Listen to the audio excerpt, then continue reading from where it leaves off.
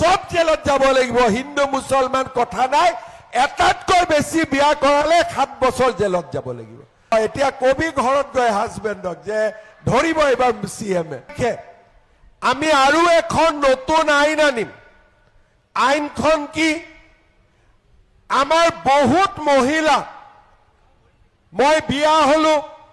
দুদিন পিছত মোৰ হাজবেণ্ডে আৰু এটা বিয়া কৰাই আনে 3 দিন পিছত আৰু এটা বিয়া কৰাই আনে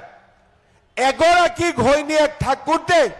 চাৰিটা বিয়া কৰাই লয় এইবাৰ আমি সিদ্ধান্ত লৈছো কোনোবাই যদি ঘৰত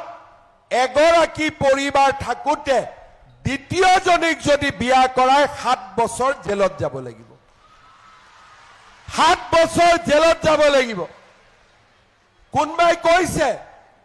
যে হিন্দু সকলে তোমাৰ হ'ব মুছলমান সকলো জেলত যাব লাগিব নেকি মই কলো সব জেলত যাব লাগিব হিন্দু মুছলমান কথা নাই এটাতকৈ বেছি বিয়া কৰালে 7 বছৰ জেলত যাব লাগিব ভাল হ'ব নে বেয়া হ'ব বাইদেউ ভাল হ'ব নে বেয়া হ'ব এতিয়া কবি ঘৰত গৈ হাজবেণ্ডক যে ধৰিব এবাৰ সিএমএ হয়নে এইবিলাক কাম আগত কোনেও কৰা নাছিল বাল্য বিবাহ বন্ধ হল বহু বিবাহ বন্ধ হ'ব ছোৱালী পঢ়িব যাব লাগিব লৰাই পঢ়িব বাইদেউ লাখপতি হ'ব টকা নিদিয়াকৈ চাকৰি পাব আৰু আমাৰ সমাজখনৰো উন্নতি হ'ব আমি আৰু এখন নতুন আইন আনিম আইনখন কি আমাৰ বহুত মহিলা মই বিয়া হলো দুদিন পিছত মোৰ হাজবেণ্ডে আৰু এটা বিয়া কৰাই আনে 3 দিন পিছত আৰু এটা বিয়া কৰাই আনে এগৰাকী ঘৈণীয়েক থাকোতে চাৰিটা বিয়া কৰাই লয় এইবাৰ আমি সিদ্ধান্ত লৈছো কোনোবাই যদি ঘৰত এগৰাকী পৰিবাৰ থাকোতে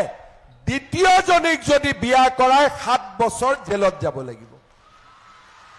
7 বছৰ জেলত যাব লাগিব কোনবাই কৈছে